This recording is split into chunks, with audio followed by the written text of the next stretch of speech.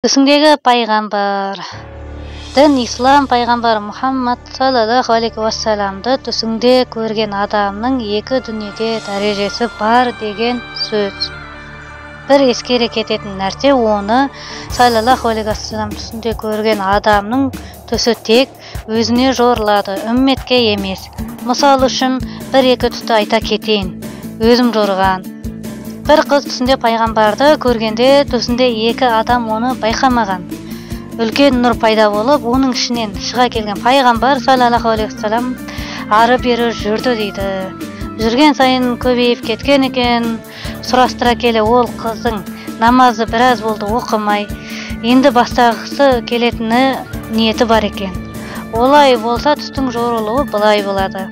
Пайғамбардың оның түсіне енуі оның иманның күшейгенінің белгісі, ал оның көбейіп кетуі түс көруші қыздың намаз бастауға асықтыруы. Себебі пайғамбар саллаллаху алейхи вассалам ең көп неден қорқатын еді? Қияметтің орнауынан. Қияметте өте жақын болғандықтан, ол кісі үшін әрбір адамның тезірек дінге кіруі маңызды. Ал осы түстегі басқа адамдар бұл ғажайып құбылысқа мән бермеуі, бұл түс немесе пайғамбар тек түсті көруші қызға ғана ескерту түсімен келгеннің белгісі. Келесі бір түсте бір адам түсінде пайғамбар саллаллаху алейхи вассаламды көрген.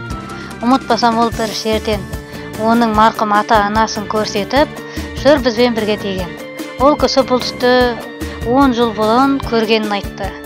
Сұрастыра келе, бұл кісі дәл осы түсті көрген кезде бауыр циррозы диагнозымен ауырып жүрген болатын.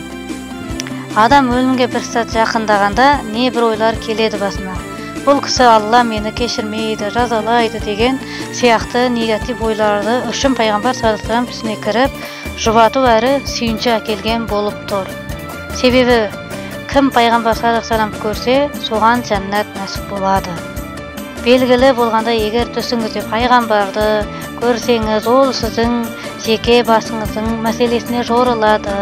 Әлбетте ол кісі әкеңе айт, балаңа айт, нағашыңа айт деген сынды сөздерді айтса, басқаша қаралады яки жорылады. Тағы пайғамбарды көруді ескере кететін нәрсе, ол кісі саған ашулы болса, сені Алла кешпейді, сен тозақсың деген сөздерді айтатын болса, бұл да жақсылыққа жорылады. Себебі Алла тағала Құранда адамдарды дінге екі жолмен насихаттайды.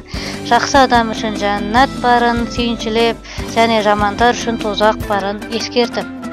Сондықтан пайғамбардың жанындағыдай сөздерді айтуы ол саған ескерту. Тәубә ет, түзел, түрі тұрғанда жәннатта амал жаса, ізіңді дұрыс ұста деген. Ал енді сіз пайғамбарды көрген болсаңыз, видеома лайк басып, көрдім деген сөзді комментарийға жазатын болсаңыз, сіздің сол түсіңізді мен тегін жорып беремін.